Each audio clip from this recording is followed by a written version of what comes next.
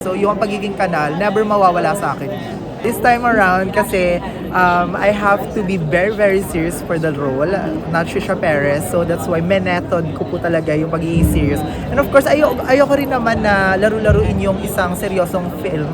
And of course, seryosong role na binigay sa akin. Gusto ko talaga na maging truthful sa pagiging lawyer, law student, trans law student. Nung tinatanong ako ng mga, tinanong ko yung mga law student na trans, ang sabi nila, kailangan mo talaga mag-tone down ng onte kapag nasa law school ka. So, hindi mo pwede ipakita yung tunay na personality mo. Medyo itatago mo yun ng onte. So, yun yung pinagmulan ko kung bakit kailangan medyo seryoso tong role na to. At plus, gusto ko rin naman maging respetado talaga. Yung paningin nila kay Trisha Perez, that's why, ayun, nirespeto ko din siya as a character. Yun yung, ewan ko kung pwede na sabihin to, pero I think pwede rin naman siguro kasi nandun na din. Oo. Ito yung scene ko with Miss O. At nakakatawa kasi yung scene na yon kasi sobrang kabado ako noon. First day of shoot yon, sinalang agad ako kay Miss Odette Can. At nanginginig ako, nagkukuya-kuya ko. At itong sabi sa akin ni Miss Odette after the take, sabi niya, naramdaman mo ba? Na-feel mo ba yung acting mo? Sabi ko, Madam, oo naman po. Alam mo sabi niya, I disagree. I disagree, hindi ko naramdaman. Tinitig agad ako ni mama, naloka ako. So sabi ko sa sarili ko, okay, gagalingan ko pa. Kaysa maratal ako, gagalingan ko pa. Pero mas lalo ako naratal, nakakaloka. Nangunguya-kuya ako, pinansin niya, sabi niya, you're anxious. Nangunguya-kuya ka, that's a sign na you're anxious. You shouldn't be anxious. An actor should be brave. Yun ang sabi niya. And after that, kasi may bar boys ako. After that, mag-shake, rattle, and roll ako. So, mismong bar boys, sobrang dami kong natutunan. Especially with Miss O sa isang eksena na yun. Nakita ko yung pagiging veterana niya, yung 50 years of acting niya, na-summarize niya sa isang sentence na sobrang it talked to me at it gave me a lot of lesson na sabi ko, babaunin ko at magiging thankful ako. So ayun, talagang prepared ako sa after ng Bar Boys, papuntang Shake Rattle. May eksena kami doon na sobrang importante as a character, Trisha Perez, si Ma'am Odette Can, yung si Justice Hernandez, sobrang importante niya sa amin, dinalaw namin siya. So, ayun. Dalawa ang MMFF ko, Bar Boys and Shake, Rattle, and Roll. Thank you so much, God, for giving me this blessing and opportunity. Thank you so much, Direk Keep, and of course sa Regal na nagbigay sa akin ng opportunity for 2 films this year. First MMFF experience ko and nakapagdalawa agad ako.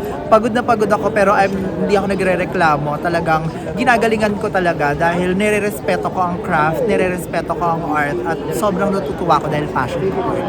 Alam mo, malaki ang respeto ko sa pagiging content creator ko at sa mga kapwa ko content creator. Dahil po, naniniwala naman po ako sa kung ano yung ginagawa ko noon. Ito ay pelikula para sa pananaw ko. Kasi uma-acting ako, gumagawa ko ng script, gumagawa ko ng kwento na nangyari rin sa buhay ko based on a true story. It's just that this time around, mas professional na siya. And yun nga, we all come from somewhere. And hindi ko kakalimutan kung saan ako nanggaling. Hindi ko nakakalimutan yung kanal na pinanggalingan ko.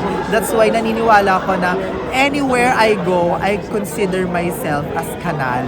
A kanal content creator na nagsimula sa TikTok na ngayon ay nasa MMFF na. And that's all because of my action. Maraming salamat. Hindi ko masabi pero kasi nag-OG Diaz ako last time. Etong hindi pa nilalabas pero sabi naman niya sa akin na I know an artista when I see 137 years na daw siya sa industriyang ito. So, malay mo, hindi ko rin alam. May mga tao makapagsabi niya na hindi ko rin po alam kasi ang ginagawa ko lamang po dito, ginagawa ko po yung passion ko, yung hobby ko at kung ano yung mahal na mahal kong gawin at yun yung pag-arte. Kaya talagang inaalay ko to sa maraming mga tulad ko din na passion din ang pag-arte. At yeah, alam mo magte-30 na ako, no? So, iniisip ko na rin, eto na nga ba ang career na dapat kong kunin? Kasi if you're 30, kailangan mo na talagang mag-decide career ba to or hobby to for you. And na-realize ko na ito yung sa mga bagay na magaling ako at naniniwala ako na kaya ko siyang islay. Kumbaga sa aming mga bakla nga, ito yung bagay na kaya kong islay. At yun nga, nag-decide na rin ako na pwede ko na siyang gawing career at seryosohin ko na siya. That's why, yes, naniniwala ako na magiging career ko na rin siya. hindi lang MMFF, meron ka pang next projects, di ba? Film project. Yes, nagkaroon po kami ng grant for our movie Multswa at kasali po kami sa another film festival na Sinipanalo, and yun po ang pelikula po namin ay ang Multo. Sana po mapanood ninyo. Currently po ay nasa pre-production na po kami at gusto ko po talaga i-update yung mga nakshi ko na to kasi ito yung first pelikula ko talaga na ako ang bida at bidang story ako dito at magtatakutan tayo dito dahil spoil ko na kayo, mamatay ako dito agad. So ayun. Gumawa ka kaagad doon ng teaser na Yes. pinost mo ng July 1. Correct, di ba, madam? At may effort talaga. May effort, mama. Kasi sabi ko nga, para sa mga nakshi ko to, kailangan talaga effortan ko to kasi this is representing my nakshi.